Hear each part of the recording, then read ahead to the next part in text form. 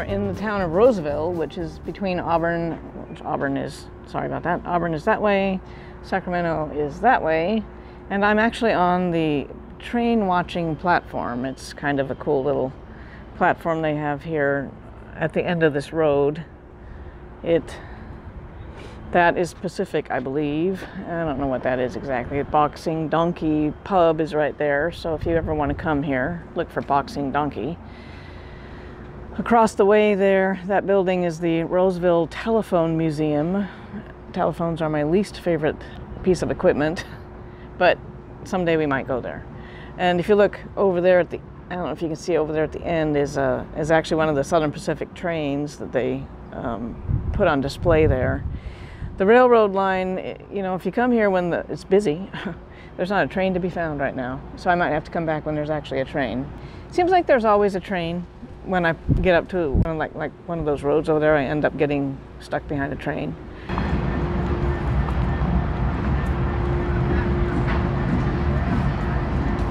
There's actually a guy in it. Look, it's not a remote controlled one.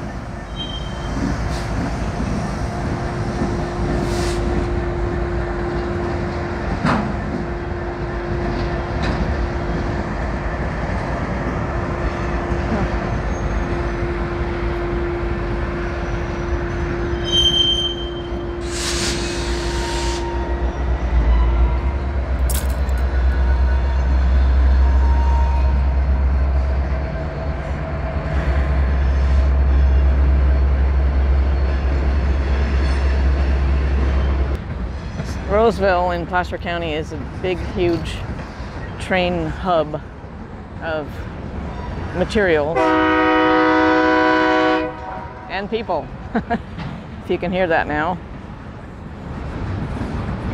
I was just up there at right across this bridge on the other street. I don't know if you can see it or not. It is the train watching platform. We were just up there, and as soon as I drove away, the train came. So I stopped over here. Sounds like my brakes. There's this monument over here. Hi, little dove. What you doing, pretty dove? You see the little dove on the air conditioner? Hi, baby. I didn't mean to scare you. Let me show you this monument right here. This monument right here says, "Lest we forget." This was about a terrible accident. 11 men lost their lives in a railroad accident near Roseville Monday. This was written on April 13th, 1935, due to a terrible storm. They had been repairing a washout between Roseville and Lincoln. Lincoln is more over that way. When their motor rail car was struck by a gravel train. Well, not a train made of gravel, but a train hauling gravel. The train was rushing ballast to a wash repair job on the main line of the Southern Pacific between Roseville and Lincoln, and the workers were returning to Roseville Monday evening. 10 were killed outright. According to eyewitnesses, a partial investigation by Coroner Elliot Breuer of Roseville, the workmen who had been employed all day repairing the washout on the main line of the Southern Pacific, were returning to Roseville at the time of the accident.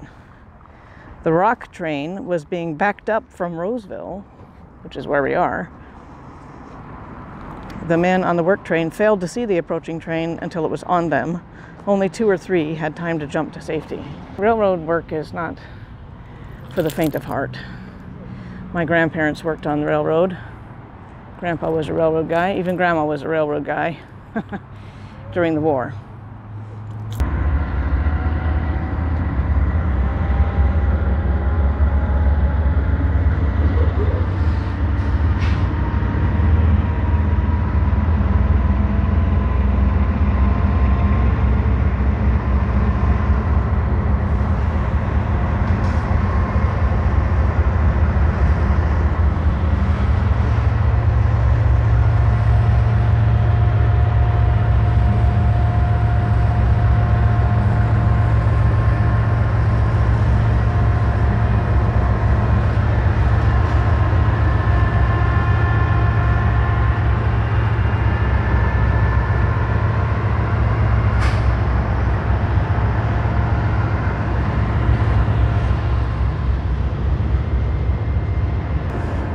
scary that they have that sign right here in front of the train tracks. If you don't want to go to the actual train watching platform, which, like I said before, is at the other end of this sidewalk, on the other side of the train station, if you go across the road, there's a little train watching platform by the Boxing Donkey pub. But you can come to the actual train station, and they have a little waiting area because they run trains, commuter trains, to the Bay Area. I don't know if you can see the train tracks right there, how they all snake around. And man, how do you keep them on the tracks? I mean, geez. The old switching yard. Roseville is the big switching yard. Actually, back in the 70s, what do I want to say, 75-ish, there was a big, huge explosion here. It was farther up there toward the town, well, what used to be the town of Antelope. And after the explosion, there wasn't a town of Antelope anymore, but Antelope is now back as a very, very large little city. But it's actually like a suburb of like Sacramento. But this railroad railroad switching yard is where they had the explosion in the 70s there was trains carrying bombs, go figure, and something happened. And boom, they all went off. And interestingly enough, as you're leaving Roseville and going to like what would be Antelope now, there's a little housing development on the other side of the tracks that when they were building that housing development back in the, I want to say 90s, maybe-ish, maybe early 2000s, they found some bombs, unexploded bombs that had been thrown free of the train when it exploded and landed in the field, what was then a field, and they had laid there for 20, 30 years before they went to do that housing development, and then they found them. It's like, oh, and then they had to detonate them. So they took them to a safe place out here somewhere, not on the train tracks, but where they were building the houses, and blew them up. So that was fun. I remember when the bombs went off, because in Auburn, we could feel it in Auburn, and it was clear down here. Oh, and by the way, just in case you have any notion to walk the train tracks, just for your information, railroads have their own police, and you can be arrested if you are walking along the train tracks or on railroad property. They have their own police, and they will arrest you.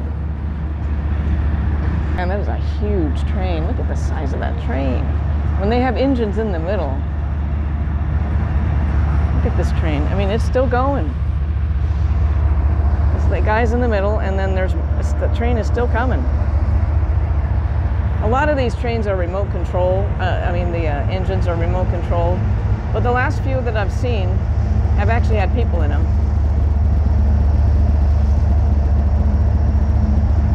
Man, this is a long train. This has been a 7 to 8 minute train. I don't know how that translates into miles, but it's been about 7 or 8 minutes since I saw the first, the engine went by to begin with. Finally, here's the end of it. And it's going across several, intersections down there where people are going to have to wait to get through. Well, there's the end of it, finally. Man, that was a long train. I'm kind of bummed that they got rid of cabooses. I mean, that was like the highlight, the punctuation mark. But those guys are empty. I don't know what they put in there. I know in the past I've seen like cars in there, but I don't know if that's what they usually put in there. But those ones are empty. I can see through them. And they're wobbling. Wow. That was a long freaking train, man. Jeez. Well, there's your train fix for the day. Well, we made it back to the car from the train watching station. Actually, we went to the train watching platform, and there wasn't a thing going on at the time. So as soon as I got in the car and drove off, the train came. So I turned around and came back, and we caught the tail end of the one train. But I caught several other trains, and here comes another one. Well, actually, that's only 3 engines. going by. There's no train attached to it. Here, you want to see?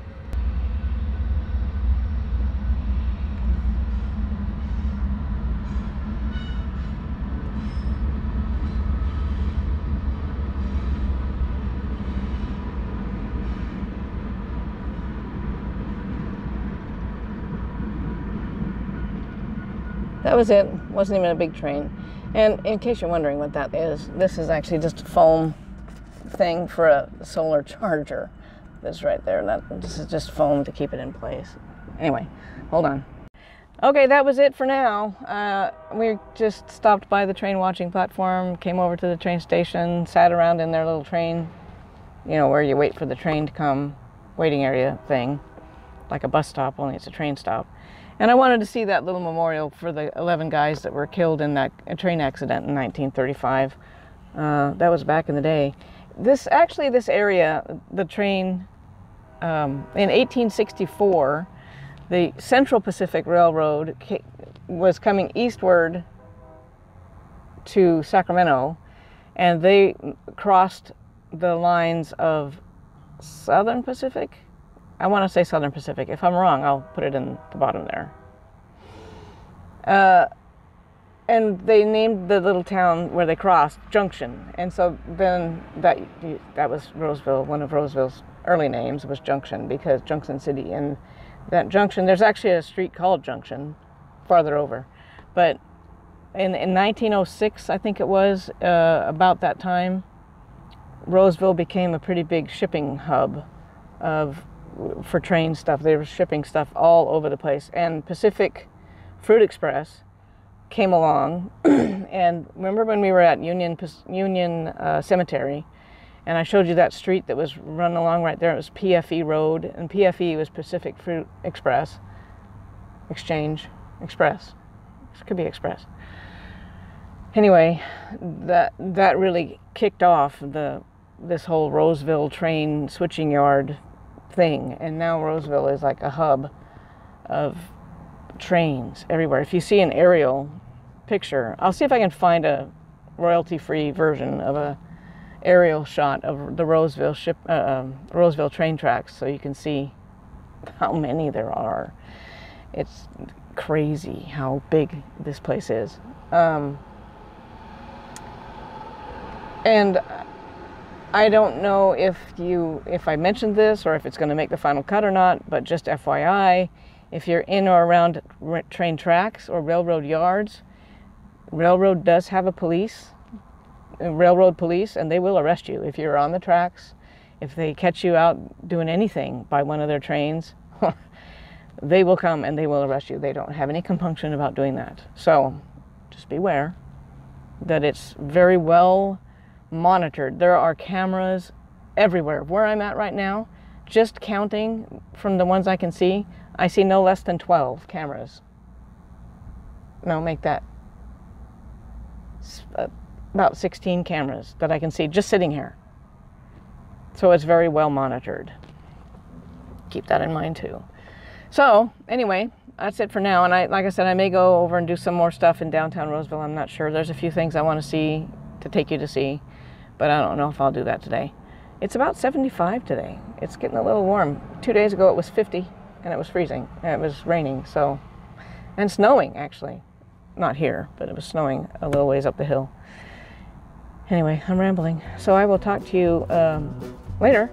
So thanks for joining me, and I'll talk to you later.